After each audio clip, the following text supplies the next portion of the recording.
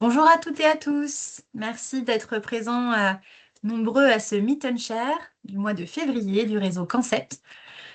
On va attendre quelques minutes que tout le monde se connecte et puis on aura le plaisir d'écouter Oliver, qui est maintenant docteur en sciences PhD, sur une présentation sur son sujet de thèse sur les risques évitables de cancer. Ce sera une présentation qui sera en anglais. Mais vous pouvez poser vos questions en français, vous n'hésitez pas à les mettre en français, Oliver comprend aussi. Et sinon, on pourra traduire en anglais les questions. On va avoir, comme d'habitude, une demi-heure de présentation, une demi-heure comme une présentation. Et puis après, on aura un temps tous ensemble pour échanger sur la présentation. Et si vous avez des questions pendant la présentation, vous pouvez les mettre dans le Q&R. Si c'est possible de tout mettre là et pas dans le chat, comme ça, on n'a qu'un seul endroit pour regarder vos questions. Et puis, on pourra du coup prendre ce temps de discussion tous ensemble à la fin. Je ne vais pas représenter Concept parce que j'ai l'impression que tous ceux qui sont là aujourd'hui, vous connaissez bien le sujet. Mais Concept a financé la thèse d'Oliver. Donc, Concept, c'est le réseau de recherche en prévention primaire des cancers qui est financé par l'INCa et qui permet de travailler pour mieux comprendre et améliorer la recherche en prévention des cancers.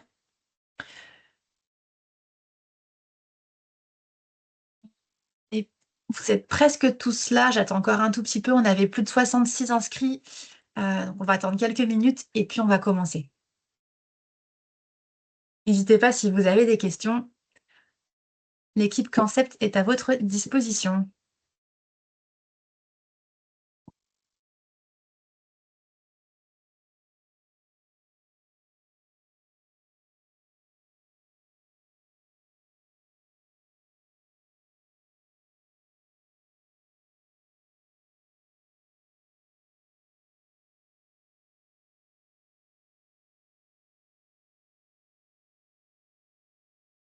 J'ai l'impression que le nombre de participants se stabilise, donc on va commencer. So I will switch to English. So thank you very much, Oliver, to be here today.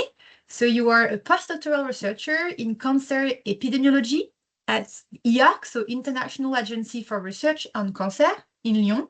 And you have a background in mathematics and marketing. And your work focuses on quantifying the global burden of avoidable cancer through risk factor prevention, early detections, and improved treatment outcomes. And we have the pleasure today to have you to present your PhD thesis.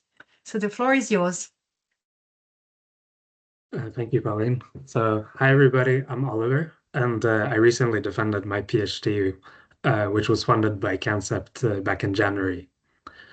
Today I will be presenting my topic, which looked at the global avoidable cancer burden and trying to quantify the role of risk factor prevention and improvements of cancer outcomes.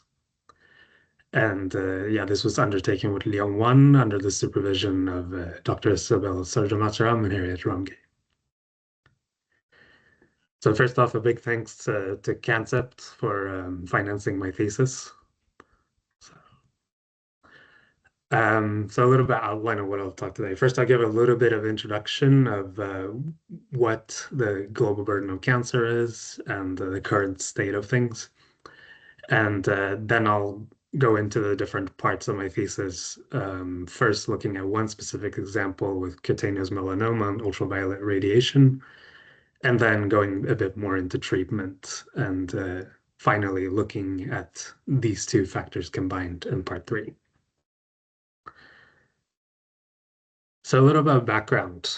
In 2022 alone, there were 19 million people diagnosed with cancer and around 10 million new deaths. Cancer is expected to become one of the leading causes of premature mortality by the end of century, according to some studies. And this also presents a significant cost for the healthcare systems, with estimated $25.2 trillion in between 2020 and 2050 globally in terms of the cancer treatment-related costs.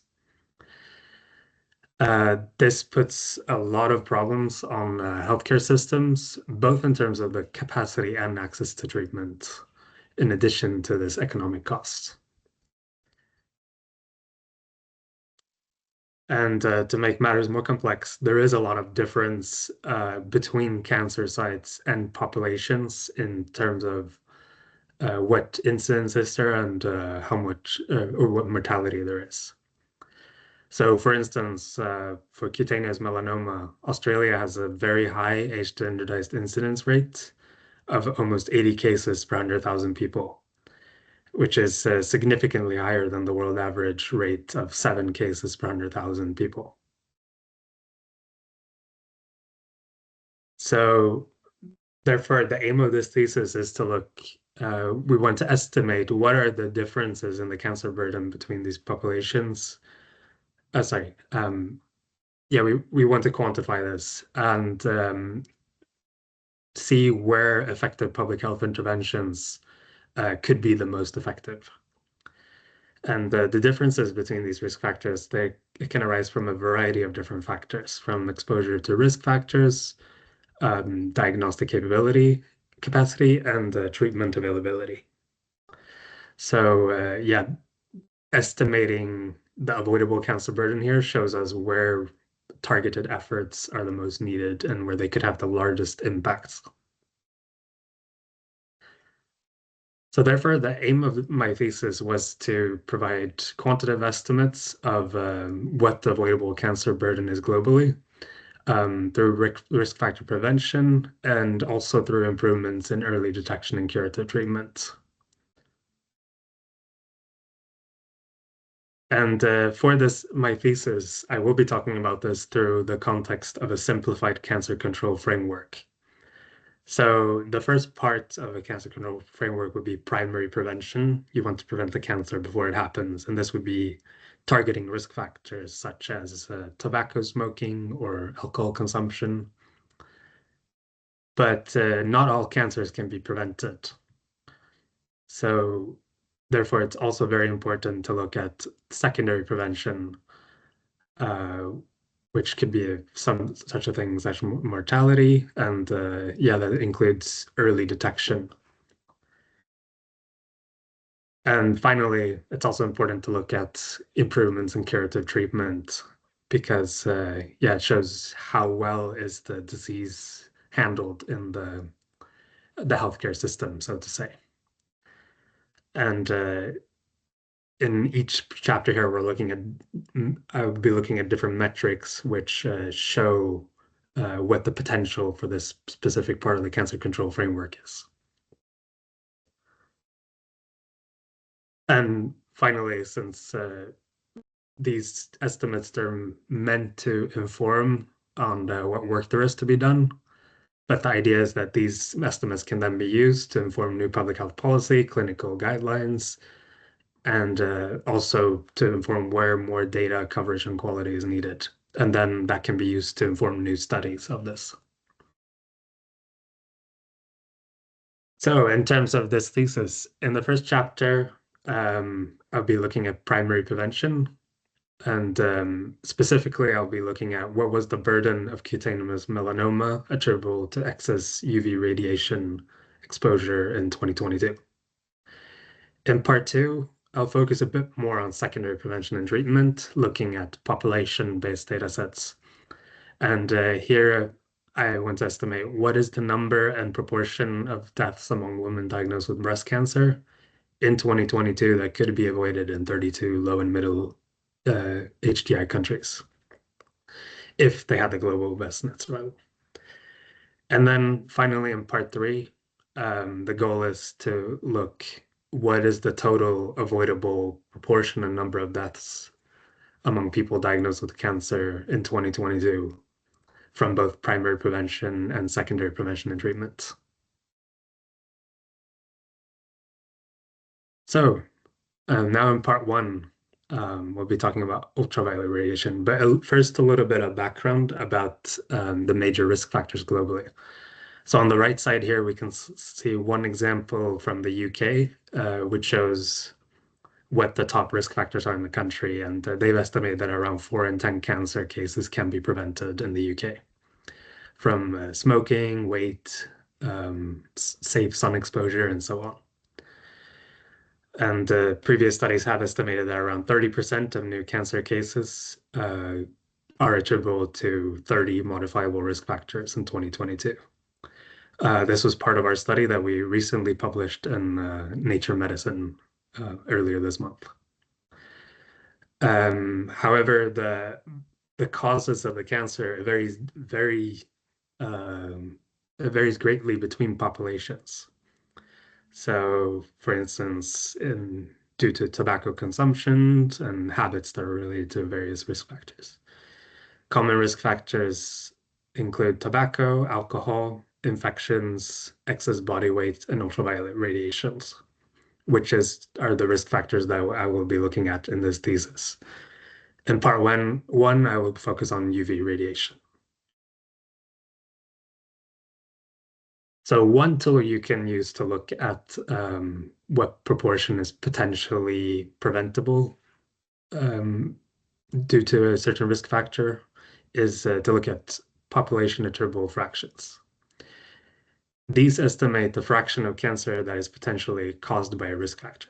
So we can see on the diagram here, we have a large proportion of people that have excess sun exposure, but not everybody will get cancer. And also some people that are not in the risk group will also get cancer. So this will give us the fraction of people that are, of cancer cases that are related to this. For this, you need a good exposure and you need a very well-defined cancer risk data. And however, in the case of this study here in part one, UV is quite a tricky exposure to measure. So we're using incidence as a proxy for the cumulative UV exposure in the population. And this is assumed to reflect all the sun exposure habits of the population, such as tanning and so on.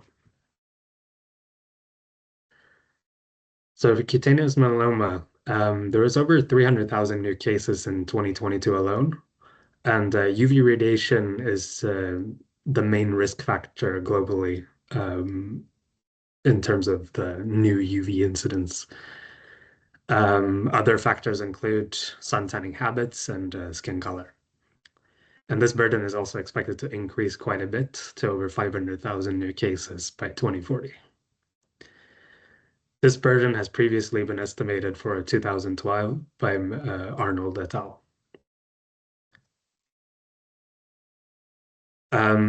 Previously, UV radiation has been a well-established carcinogen for a long time, including in the IARC monographs program since 2009. We also have updated incidence estimates for which we want to update to for 2022. And one thing that had not been accounted for in previous studies is a subtype called acral lentiginous melanoma, or ALM. This is not related to UV exposure, and it's a very rare cancer in light-skinned populations. However, in dark-skinned populations around the world, it is quite common and might even account for up to half of the new incidence. So it is very important to have an account, and here we wanted to improve the methods. In addition, and this is the case for all of these studies in my thesis, all of them rely on comparing something to a reference population. And in this case, previous studies have used the 1903 South Thames birth cohort, which we can see a picture of some beachgoers in England at that time. Due to this being a very small population in southern England, it might not be generalizable to the rest of the world, so to say, as a reference. And we see they're fully clothed, might not reflect habits very well. So as mentioned, we use incidence as a proxy for the cumulative sun exposure in the population. And one solution to account for try and construct a better, less biased estimate of what a low, minimally exposed population is to construct a low incidence reference from multiple Nordic countries' data. So therefore, the aim is to estimate the burden of cutaneous melanoma attributable to excess UV radiation exposure globally in 2022, and also adjust the methodology to account for non-UV related subtypes and an updated reference that's a bit more globally comparable. And yeah, for this we use national incidence estimates and also the proportion acromelanoma by region. We then calculated the population attributable fraction by age, sex, country, and region. And the Nordic reference population was constructed using an age period cohort model. So overall, for in this study, we found that around 83% of all new cutaneous melanoma cases globally were attributable to excess UV radiation in 2022. Most of these cases were found in North America, Western Europe, and Northern Europe, Australia, New Zealand, so on. So all light-skinned populations. There was also a difference in the attributable fraction by age. So there was an increase for older age groups. And similarly, the path was higher in men versus women. However, the attributable rates, they did actually differ a bit by country. So this does indicate that there are habits related to the difference between geographically close populations. Now, in fact, the highest attributable fractions, they were found in 3 regions globally. So North America, Australia, New Zealand, and also in Europe, mainly in Northern Europe. It's significantly higher. Almost all cases in these 3 regions were caused by ultraviolet radiation exposure.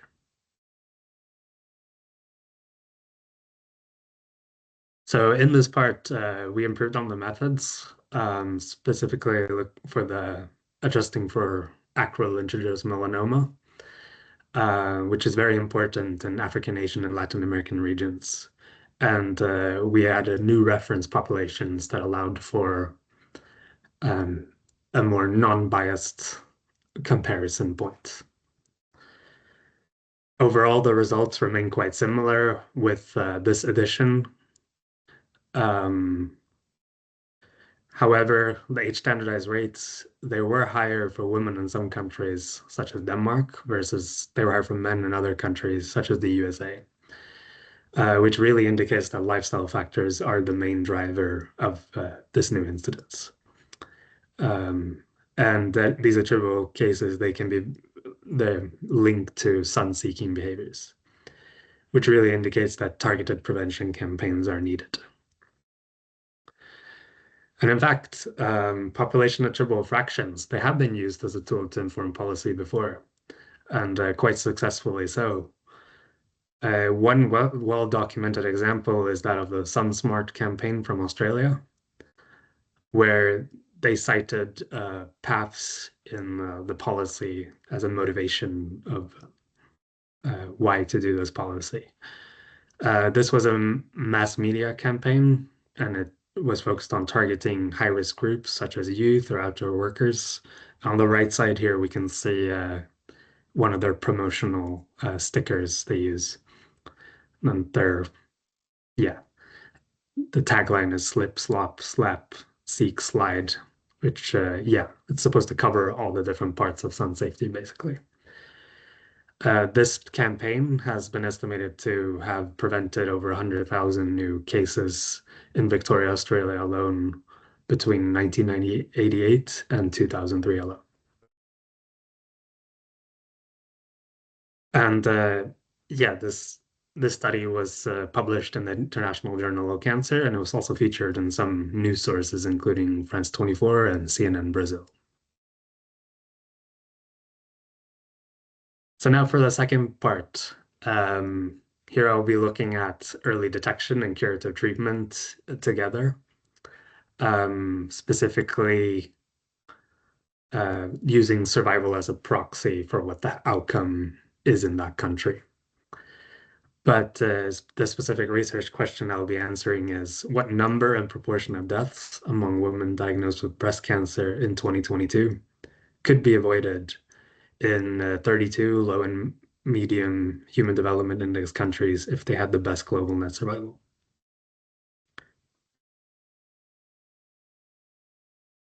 So, yes, as mentioned before, there were around 10 million new cancer deaths in 2022 alone.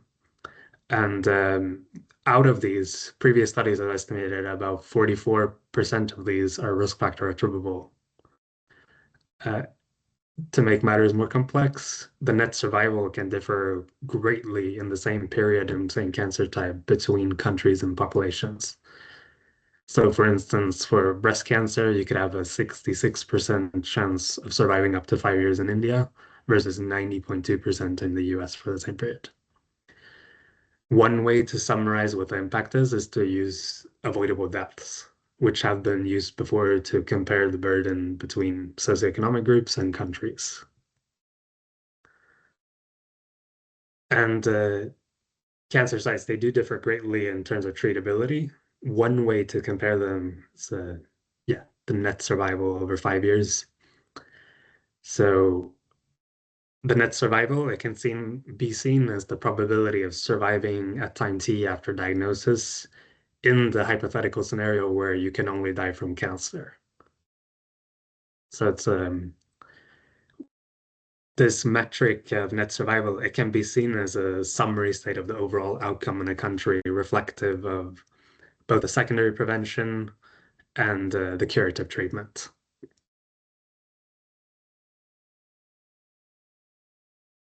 So yeah, here's a more visual representation. We have avoidable deaths, which I'll have both in part 2 and 3. So basically, we're asking, what if country A had the same secondary prevention and treatment outcomes as country B? So you have a population, a large part of it is exposed to modifiable risk factors, but they might also die from other causes, such as cardiovascular disease. They would have some of these deaths are attributable to the risk factors, while others they would die from non-risk factor caused cancers, and then some would also die from other causes. However, if you put in an intervention that improves the survival, then you would have some gain in the mortality, say some deaths that you could avoid. And this is the avoidable mortality we're looking at here. Specifically in the first part, only through avoidable to improvements in early detection and curative treatment. So that's what I'm saying here. Previous studies have looked at avoidable deaths as well, from instance, from the OECD and the World Health Organization. However, these have looked specifically at mortality tables where it's a very limited definition because deaths can be defined as either preventable or 50-50 or treatable, so to say. It doesn't really tell us what the treatment outcome is. It's missing some part. And Rutherford has previously expanded on this methodology to use net survival, which allows us to account for the time after diagnosis as well. So the updated definition, it has quite a few different advantages. For instance, we can include, as mentioned, time after diagnosis, which estimates the effectiveness of the disease management in the country. It's also a comprehensive metric. We can include a bunch of different estimators rather than just one. We include incidence, life tables, and survival estimates. It also allows for very actionable goals, as the reference survival can be chosen in a way so you can compare it with a more relevant country that has achieved a certain goal, which we also did here in the secondary analysis. And this really, all these things together, they really allow for comprehensive estimates of what the avoidable cancer burden is to inform policymaking. So yeah, in the first part, the aim was to estimate the proportion and number of avoidable deaths in 32 to low and medium income countries if they had the global net survival. However, since this might not be achievable for all countries, we also, as a secondary aim, looked at what if they achieve the survival of a country or territory that has achieved 60% of new diagnosis in stage 1 or 2, which is also the key performance indicator of the Global Breast Cancer Initiative's first pillar. So this is an actionable goal which has been presented by the WHO before. So for this, we use population-based survival data from the CERVICAN3 dataset between 2008 and 2012. And also, we scale the proportion of avoidable deaths to the national incidence estimates. After inclusion and exclusion criteria, 27 countries were included in the final analysis. And yes, so first, we estimated the net survival using a flexible parametric model for excess hazards. The expected survival was calculated from WHO life tables, just to account for the background mortality. And yeah, from the proportion of avoidable deaths that we calculate from this, we can also estimate the number of avoidable deaths by scaling it by incidence. So here we see the formula. I've just included it as a reference to see the basic idea that you're comparing it with a global best to see what improvements could be made, and also accounting for the background mortality or how many people die in the general population from other causes. And yeah, the best net year survival we found globally was from Norway, from the NordCan data set again. So overall, in these 27 countries, around 96,000 or 43% of deaths among women at 5 years after diagnosis with breast cancer were avoidable in 2022.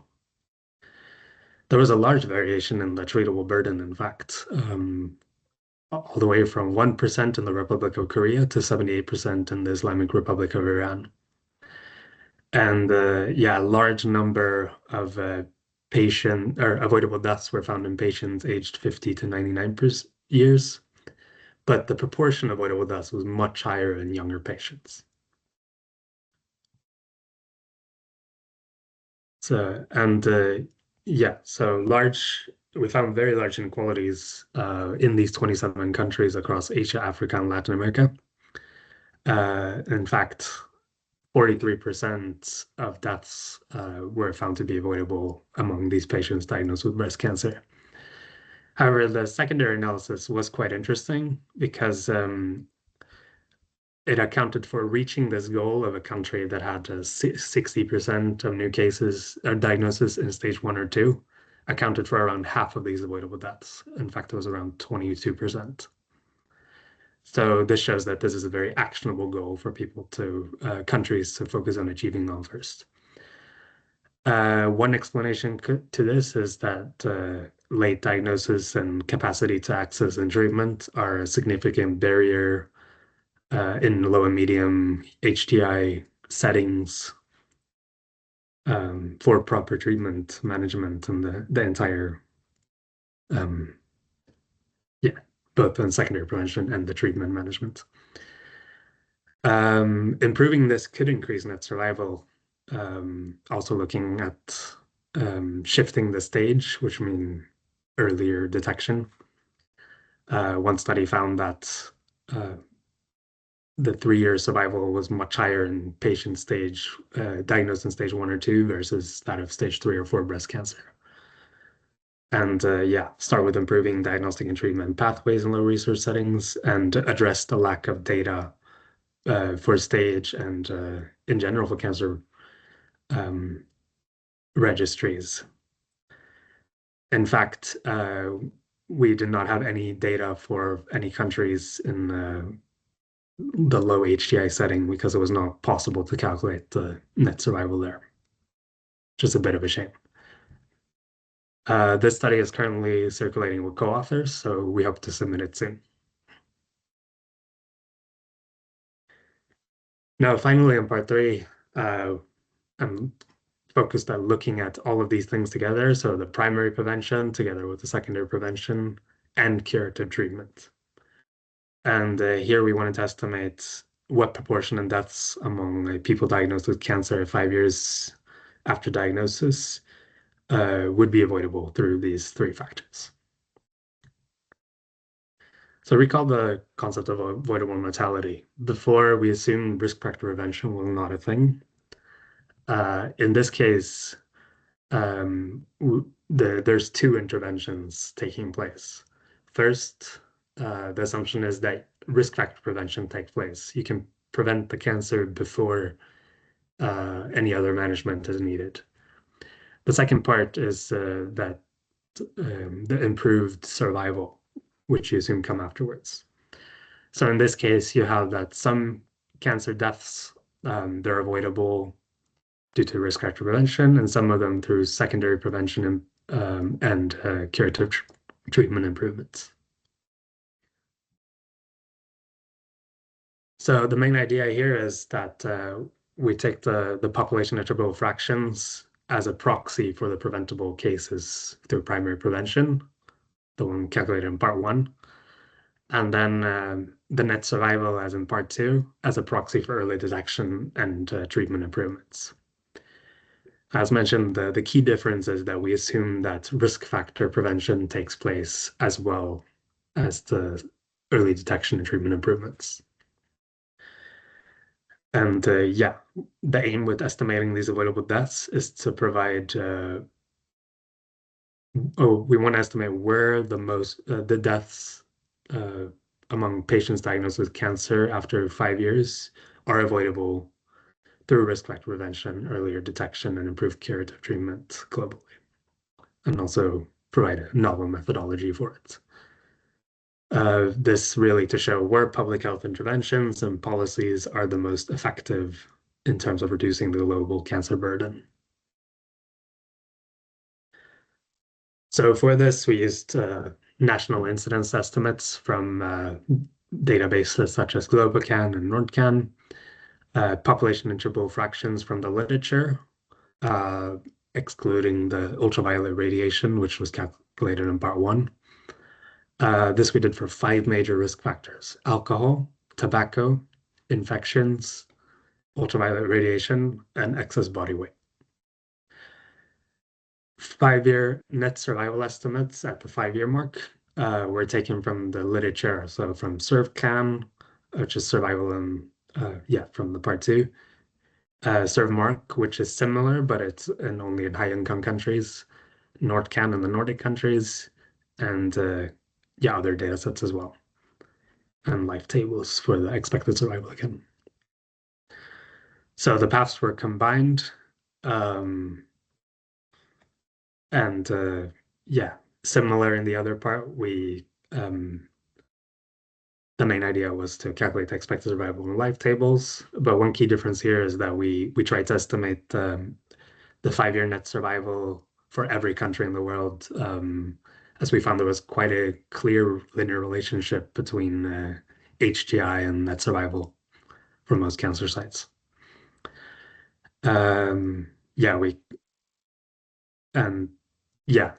As the reference in each one, we used the best 5-year net survival by each 5-year age group, sex, and cancer site.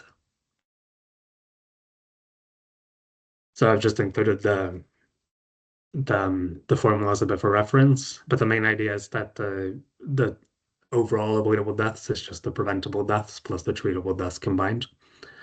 And similar idea here. You're comparing the net survival with the global best, and you're also accounting for background mortality, which is why even in the risk factor prevention case, you would still have people in that cohort that would die from other causes. I'll just refer to these going forward: preventable, treatable, and avoidable deaths, just to save a bit of time.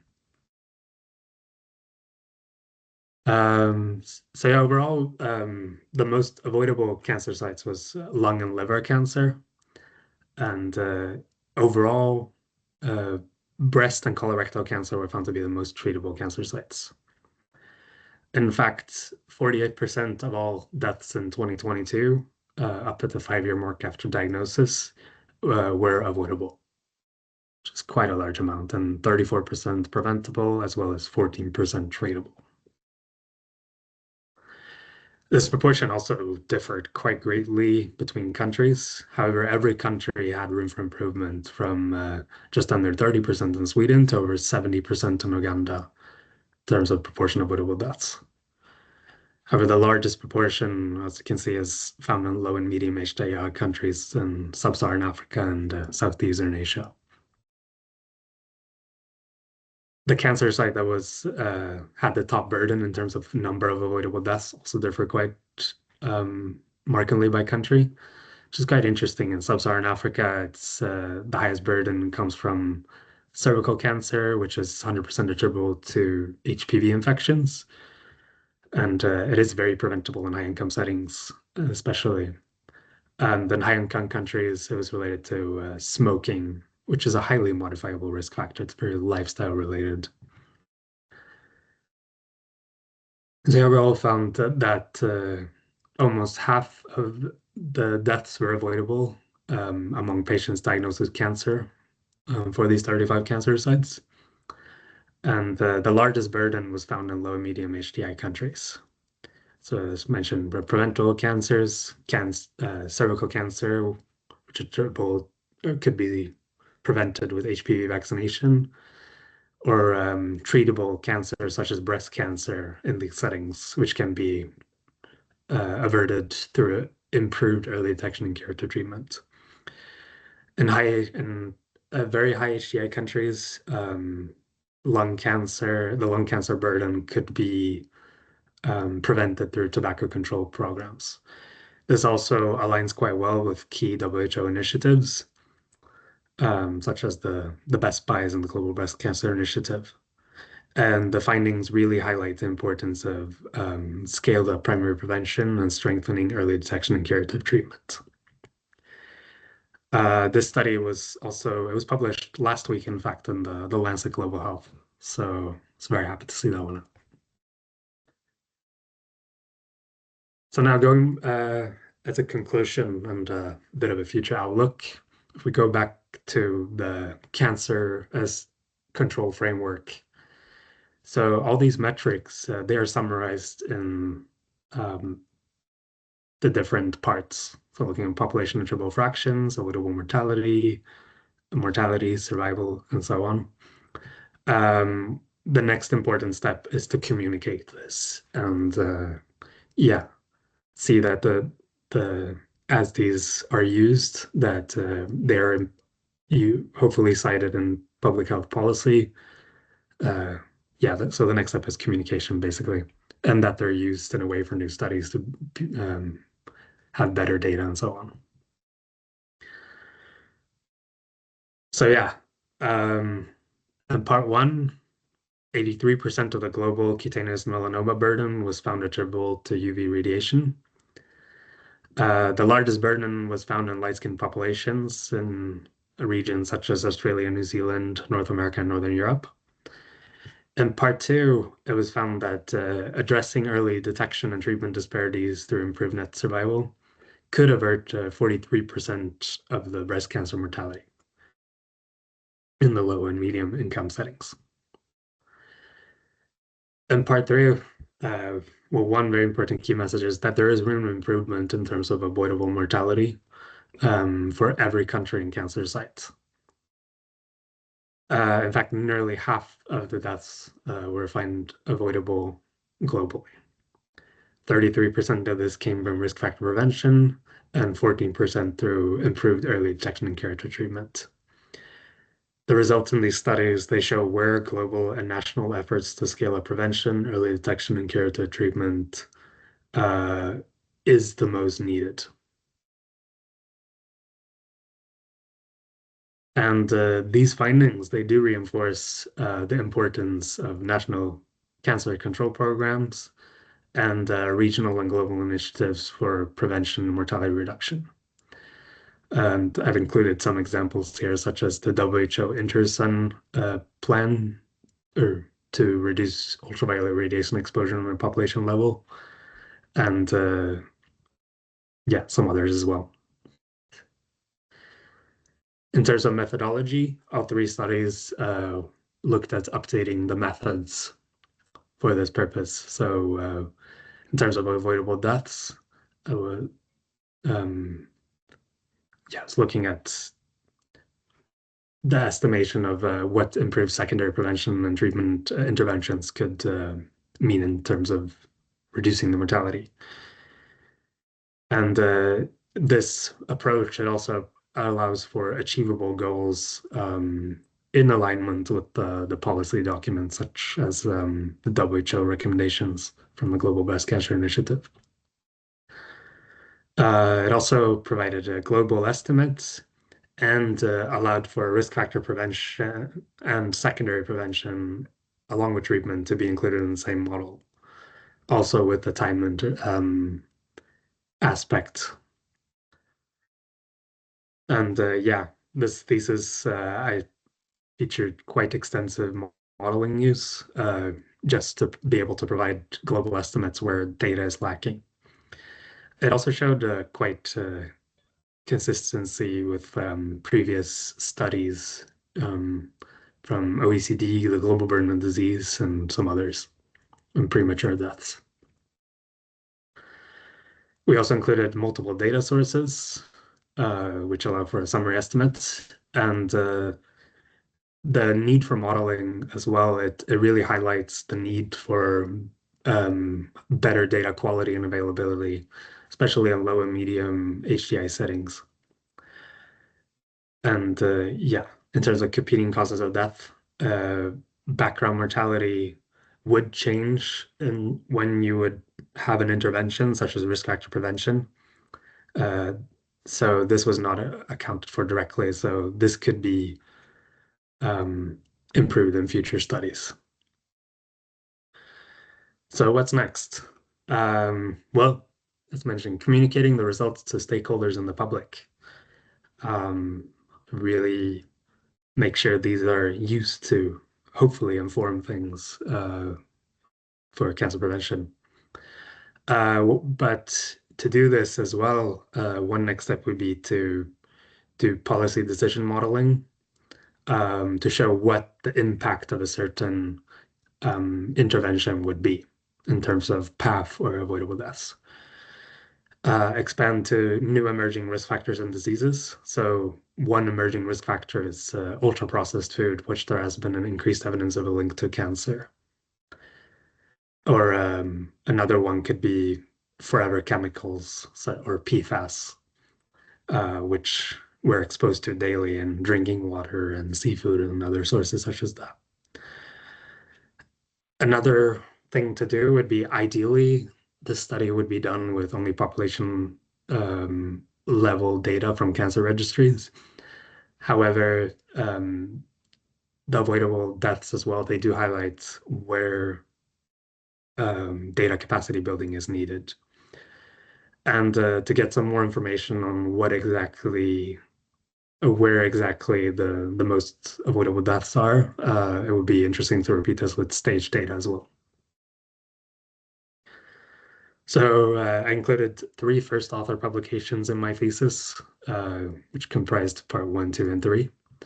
And then I also had some other ones as well on related topics. Yeah. So yeah, thank you for listening. And yeah, feel free to reach out if you have any questions. Thank you again to CANCEPT for financing my thesis, and to yeah, my supervisors for the supervision, and the jury and co-authors and so on.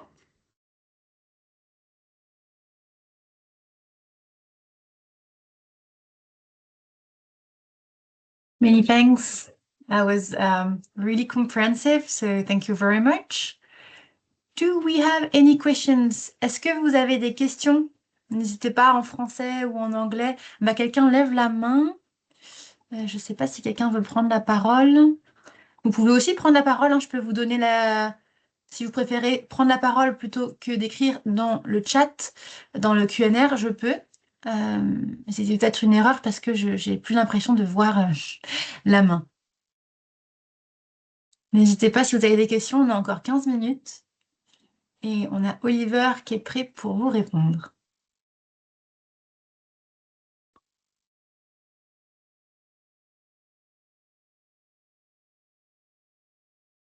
Peut-être en attendant qu'une question arrive, Oliver. euh, Tu veux en français ou en anglais? Les deux sont bons. En français, on va essayer. Comme ça, peut-être, ce sera plus facile pour les discussions. Dans la première partie, tu as montré que les cancers liés au mélanome étaient aussi en Europe, tout au début. Euh, Tout au début.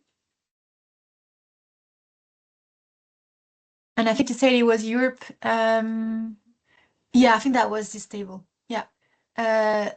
Voilà, tu as montré qu'il y avait différents pays qui étaient le plus touchés par ça. Et c'est marrant, il y a quand même l'Angleterre et les pays du Nord. Comment t'expliques ça par rapport aux pays plus du Sud? Enfin, est-ce que tu as une explication sur cette répartition des risques attribués au mélanome? Oui, je pense ça expliqué avec l'habitude de soleil, en fait. Dans le nord, il y a une grande habitude avec le voyage du soleil euh, et aussi de l'utilisation de protection de soleil, c'est pas trop bon là. Donc, c'est un peu extrême, euh, vraiment à l'air Tenerife ou quelque chose comme ça, et 2 semaines sans protection à côté de poule, c'est ça. Mais c'est que du coup, ils sont moins habitués au soleil, ils en ont moins peur, ils se protègent moins et Je crois ça que pourrait c'était un peu expliquer. montré aussi en France, tu sais, la Bretagne par rapport au reste de la France. C'est un peu la même. C'est ce Ah, que je me suis douté, mais c'était pour être sûr que est-ce que c'était quelque chose qui était voilà, intuitif ou s'il y avait quelque chose d'autre. ouais. Euh, Mais, on a une question. Oui, pardon, Oliver, vas-y. ah non.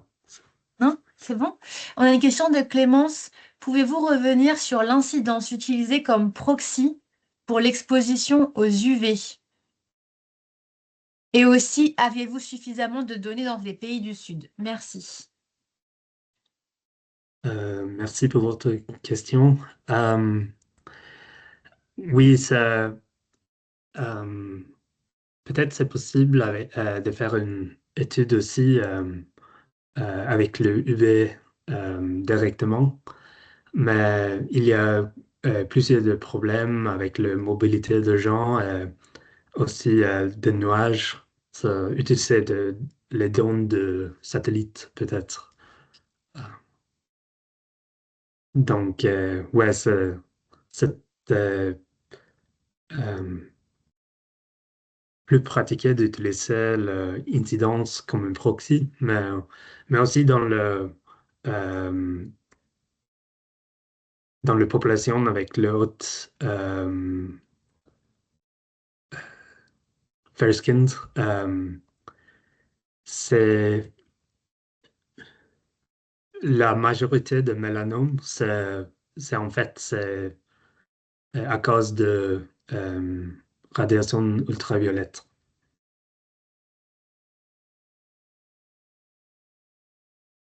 Mais dans le pays du Sud, non, euh, c'est nécessaire de faire un ajustement pour ça. Pour ça, on a utilisé la proportion de ALM. L'assumption, ça, c'est la majorité de cas de mélanome euh, à cause de radiation ultraviolette.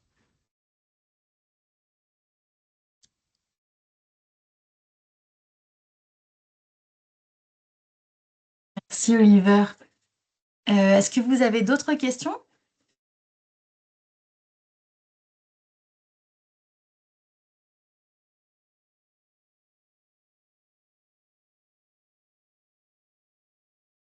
N'hésitez pas. Ah voilà, il y en a une qui est arrivée dans le Q&R. Merci Clémence. Donc ça charge. Ah, ça a disparu. Q&R. At some point, you talked about avoidable and preventable cancers. Can you explain the difference? So the difference between avoidable and preventable cancer. That's a great question. Thank you. Yes, thank you. That's a great question. So the main difference is that preventable cancers, we're only talking about risk factor or prevention, so primary prevention. But then avoidable deaths is specifically talking about the combined effect of both risk factor prevention, so the preventable cancers, and the ones that could be avoided through improved secondary prevention and treatment improvements.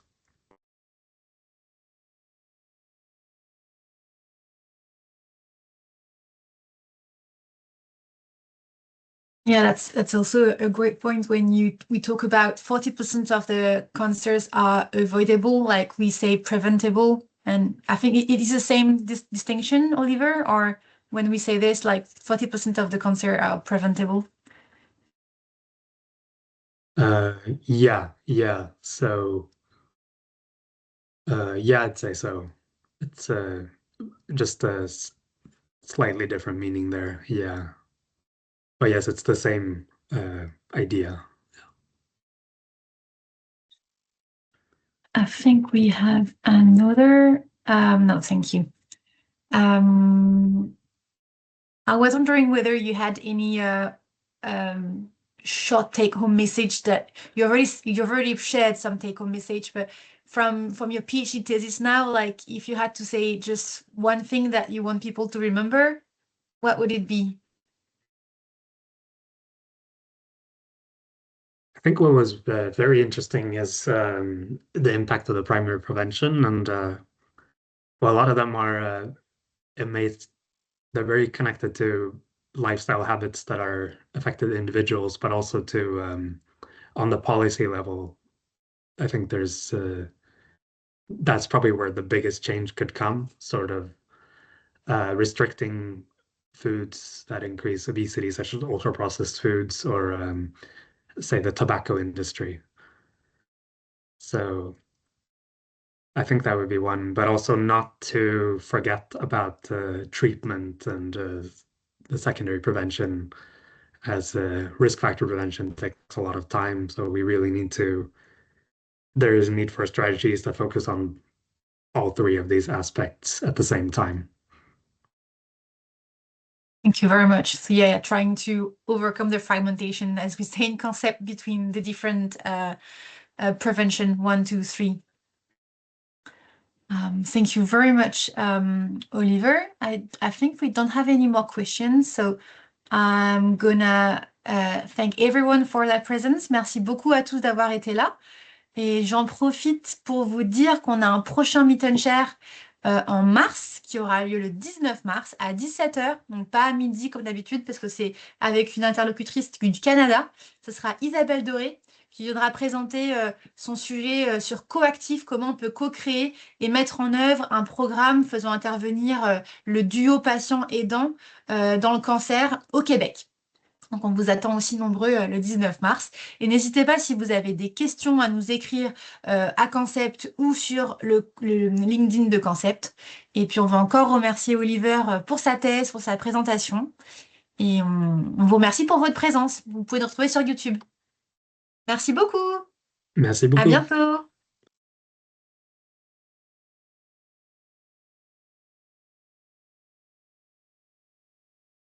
Et voilà.